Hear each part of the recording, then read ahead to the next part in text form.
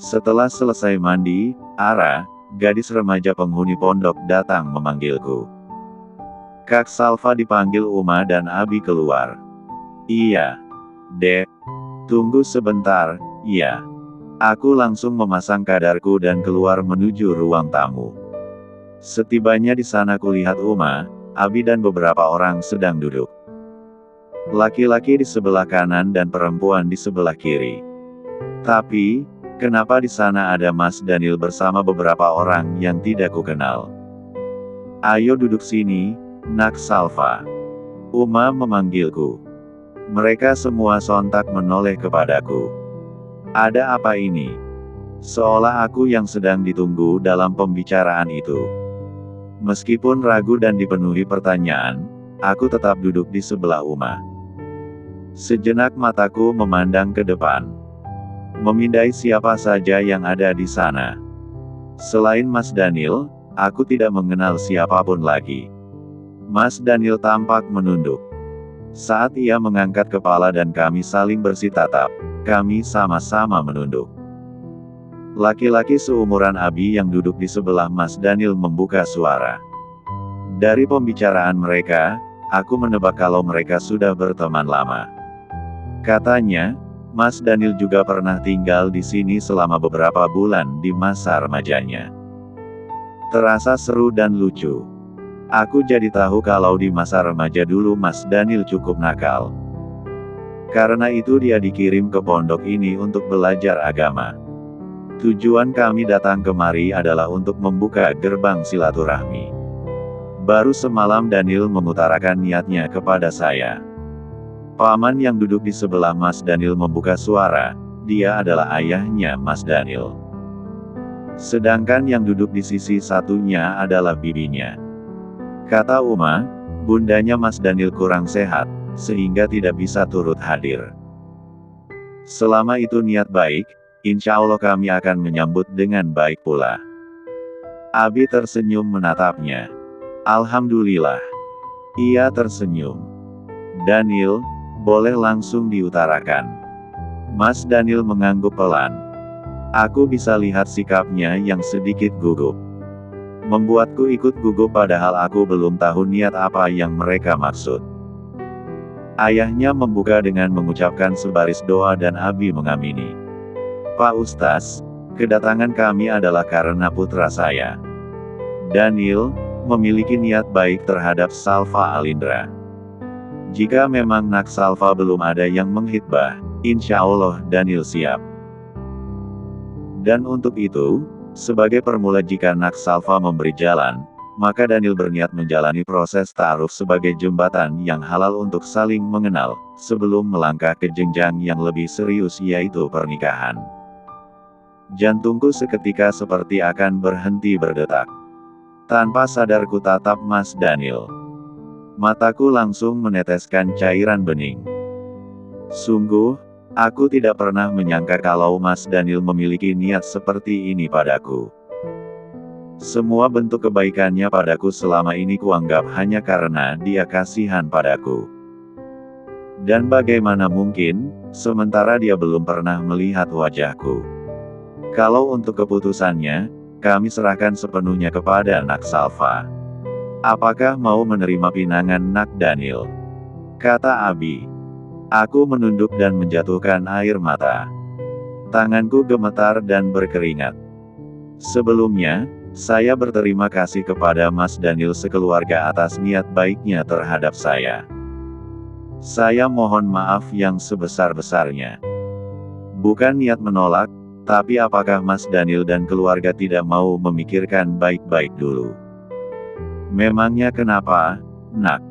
Tanya bibinya. Saya bukan siapa-siapa dan sama sekali tidak memiliki keistimewaan apapun. Saya hanyalah orang beruntung yang punya kesempatan belajar agama di sini. Saya pun hanya anak yatim piatu yang miskin. Selain itu, status saya adalah seorang janda, sementara Mas Daniel adalah seorang bujang. Mas Daniel bisa mendapatkan perempuan yang jauh lebih layak dari saya. Ruang tamu mendadak sunyi. Hanya isak tangisku yang terdengar. Demi Allah, Aku merasa tidak layak untuk Mas Daniel. Abi, boleh saya lanjutkan? Ucap Mas Daniel. Aku tidak berani lagi mengangkat kepala. Silahkan, Nak.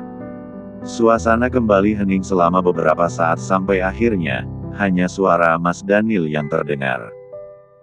Salva Alindra, niatku padamu insya Allah tidak akan berubah.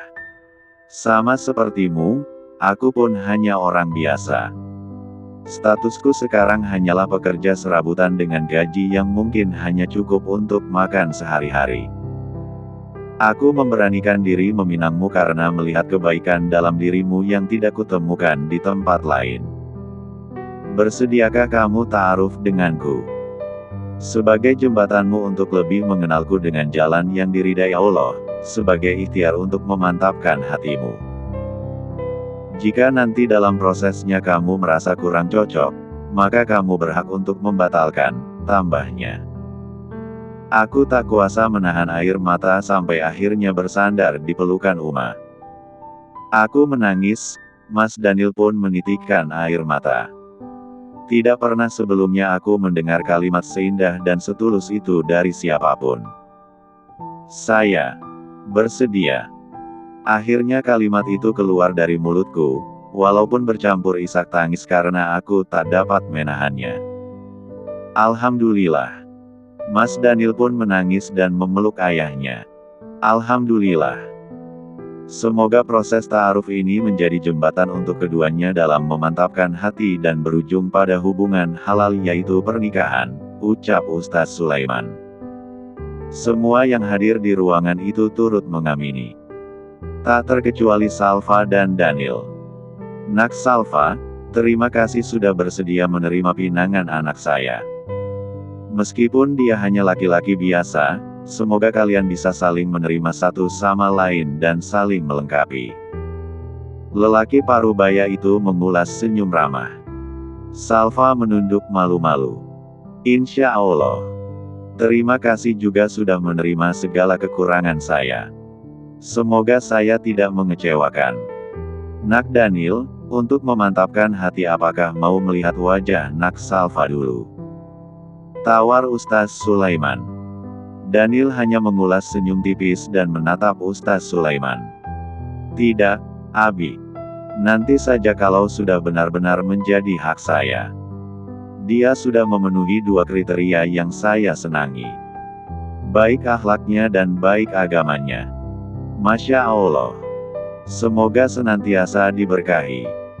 Usai menemui kesepakatan, dilanjutkan dengan jamuan makan malam. Salva kembali ke kamar setelah menghidang makanan di meja. Sesekali ia hanya melirik ke arah ruang makan yang bisa terlihat dari kamarnya. Di sana Daniel tampak leluasa berbicara dengan Abi dan ayahnya.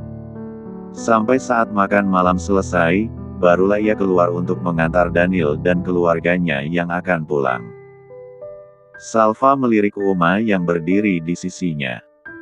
Uma, apa Uma dan Abi sudah tahu sebelumnya kalau Mas Daniel dan keluarganya datang untuk pinangan ini? Sebenarnya Nak Daniel tidak bilang. Tapi, dari tanda-tanda yang ditunjukkan mengarah pada hal itu. Uma tidak beritahu kamu karena tidak yakin. Alhamdulillah semua berjalan baik. Semoga kalian berjodoh ya, Nak, ucap wanita itu. Amin, Uma. Salva mengulas senyum di balik cadarnya. Sejujurnya, ia merasa semua ini terlalu mendadak. Tetapi, entah mengapa ketulusan Daniel berhasil meyakinkan hatinya. Ayo masuk. Sudah malam, ajak Uma. Baru saja keduanya akan melangkah ke dalam, tiba-tiba sebuah mobil berhenti di halaman. Salva dan Uma menoleh seketika. Mobil yang baru saja berhenti di hadapan mereka itu, mana mungkin Salva tak mengenali.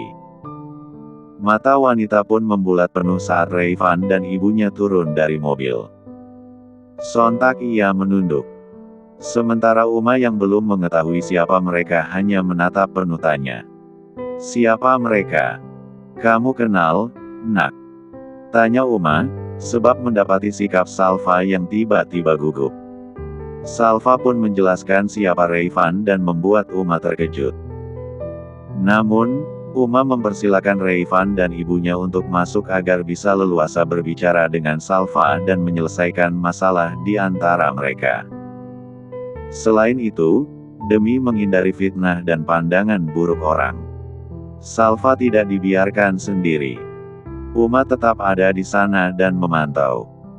"Sya, maaf kalau kedatanganku membuat kamu terkejut. Sebenarnya sudah hampir 2 bulan ini aku mencari kamu kemana-mana. Aku mau minta maaf untuk semua kesalahanku. Malam itu aku benar-benar hilaf sampai tidak sadar mengucapkan kalimat yang tidak seharusnya," ucap Rayvan panjang lebar. Ia hendak menyentuh tangan Salva. Namun, wanita itu menolak. "Maaf, Mas. Tolong jangan sentuh aku. Aku bukan mahrammu. Malam itu kamu sudah mengharamkan tubuhmu menyentuhku. Kamu sudah menjatuhkan talak, yang berarti aku bukan lagi istrimu." Rayvan terpejam, sementara Bu Maryam mengusap cairan bening yang meleleh di pipi. "Tolong maafkan aku, Sya. Aku menyesal. Aku sudah tahu kalau kamu sama sekali gak salah. Selama ini aku termakan fitnah Andre dan hasutan Raisya. Aku benar-benar berharap kita bisa rujuk kembali dan memulai semuanya dari awal. Aku janji akan menjadi suami yang baik untuk kamu. Aku sudah gak bisa lagi, Mas. Salva, maafin ibu juga. Selama ini sikap ibu terhadap kamu sangat buruk dan ibu baru menyadari semuanya. Semoga kamu bisa melapangkan hati untuk memaafkan ibu." Ibu Bu Maryam menyentuh tangan Salva. "Bu, saya sudah maafkan. Tapi, untuk kembali kepada Mas Rayvan, maaf saya sudah tidak bisa. Pernikahan kami memang diawali dari sebuah kesalahan. Mungkin, kami memang bukan jodoh." Seluruh harapan Rayvan serasa pupus mendengar ucapan Salva. Namun, ia tak boleh menyerah begitu saja. Setidaknya, ia harus berjuang dulu untuk mendapatkan maaf dari Salva. "Sya, mungkin kamu butuh waktu untuk memikirkan semuanya. Aku akan beri kamu waktu dan aku akan menunggu sampai kapanpun kamu bisa memaafkan aku," bujuk Rayvan. Kali ini nadanya terdengar penuh permohonan. "Maaf, Mas. Tapi hatiku sudah mantap. Aku gak menyalahkanmu untuk semua itu. Insya Allah aku ikhlas memaafkan.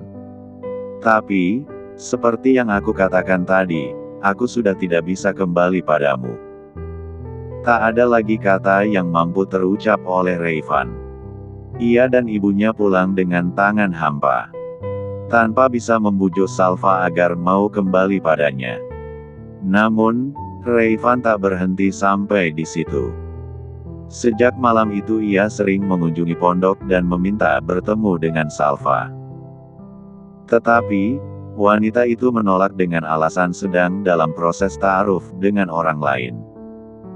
Alasan itu pun membuat Rayvan kecewa dan marah. Tetapi, untuk saat ini ia tak dapat berbuat banyak. Pasti dengan si kuli bangunan itu lagi, tebak Rayvan.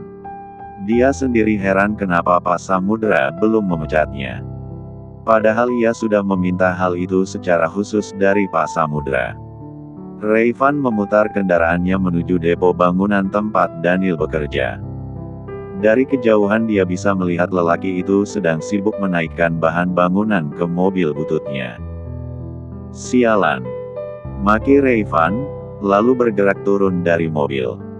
Ia mendekati lelaki itu. Kemarahannya tak tertahan lagi. Kepalan tinjunya hampir mendarat di wajah Daniel, akan tetapi lelaki itu dengan cepat menghindar dan melabuhkan pukulan ke bagian hidung. Selama beberapa saat mata Rayvan berkunang-kunang mendapat balasan serangan dari Daniel. La bersandar sambil memulihkan pandangannya yang terasa memburam. "Sepertinya kamu gak kapok-kapok bikin masalah sama saya," desis Daniel. Kamu yang membuat masalah. Salva masih istri saya dan kamu sedang berusaha merebutnya dengan berlindung pada topeng ta'aruf. Daniel menyeringai. Masih istri? Halu. Tanpa memedulikan Rayvan, Daniel naik ke mobil dan melaju menjauh. Rayvan hanya menatapnya dengan amarah berkecamuk. Untuk pertama kali dalam hidupnya Salva merasa menjadi perempuan istimewa. Daniel dan keluarganya memperlakukan dirinya dengan begitu baik sampai ia sendiri merasa tidak enak hati. Selama proses ta'aruf, Salva mengenal Daniel lebih jauh melalui bibinya sebagai perantara. Ia banyak mendengar cerita tentang Daniel mulai dari masa kecil hingga beranjak dewasa. Ia bahkan memiliki beberapa foto masa kecil hingga remaja yang dikirim oleh Tante Lydia. Salva juga selalu menanyakan hal-hal apa saja yang disukai dan tak disukai Daniel. Tentang makanan kekaan atau tentang apapun. Sedangkan Daniel menjalani proses ta'arufnya dengan mencari tahu tentang Salva melalui Uma. Sama seperti yang dilakukan Salva, ia juga menanyakan hal apa saja yang disukai wanita itu. Sebulan menjalani proses ta'aruf, Daniel mantap melangkah ke jenjang selanjutnya. Ia berencana melamar Salva secara resmi dalam waktu dekat. Niat itu pun disambut baik tidak hanya oleh keluarganya, namun juga Uma dan Abi. Salva masih termenung di kamar setelah mendengar kabar itu. Jujur, saat ini masih ada yang mengganjal di hatinya. Kenapa, Nak? Apa ada sesuatu yang mengganggu pikiranmu? Ada Uma. Kebetulan saya mau menanyakan hal ini kepada Uma. Uma mendengarkan dengan baik. Uma, apakah saya tidak perlu menunggu masa idah? Saya pernah mendengar bahwa perempuan yang dicerai suaminya harus menunggu masa idah sebelum bisa menikah lagi dengan orang lain. Uma tersenyum. Sebenarnya tujuan masa idah itu adalah untuk mengetahui perempuan yang dicerai dalam keadaan hamil atau tidak. Maka itu masa idah ditetapkan selama kurang lebih 3 bulan, jawab Uma dengan bahasa paling sederhana agar mudah dipahami oleh Salva. Tapi, selama menjalani pernikahan, Mas Rayvan tidak pernah menyentuh saya, Uma. Jadi, saya tidak mungkin hamil. Sejenak wanita parubaya itu tampak terkejut. Bahkan kehilangan kata. Beberapa bulan menikah dan sama sekali tak pernah disentuh, tentunya adalah sebuah fakta mengejutkan. Namun, Uma paham. Sebab sebelumnya Salva sudah pernah bercerita bahwa pernikahannya terjadi tanpa rencana. Kalau begitu kamu tidak perlu menunggu masa idah. Karena tidak ada masa idah bagi wanita yang dicerai suaminya tanpa pernah bercampur. Salva menarik napas dalam-dalam. Perasaannya benar-benar lega sekarang. Berbagai persiapan lamaran pun mulai disiapkan Daniel. Mulai dari seserahan istimewa yang akan ia persembahkan untuk calon istrinya. Alhamdulillah, akhirnya anak bujang Bunda mau lamaran juga, gurau Bunda sengaja menggoda. Alhamdulillah, doain ya Bun. Semoga semuanya lancar. Amin. Oh ya, soal kecelakaan orang tuanya Salva itu, kamu sudah beritahu? Daniel menggeleng pelan dengan tatapan menerawang. Belum, Bun. Insya Allah secepatnya. Di sisi lain, Rayvan jadi sangat terkejut setelah mendengar kabar terbaru tentang Salva.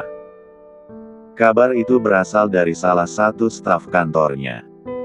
Berada dalam satu naungan perusahaan membuat berita tersebar lebih cepat. Apa? Daniel mau melamar Salva dalam minggu ini. Pekik lelaki itu. Aku harus melakukan sesuatu untuk membatalkan lamaran itu. Salva gak boleh dimiliki laki-laki lain.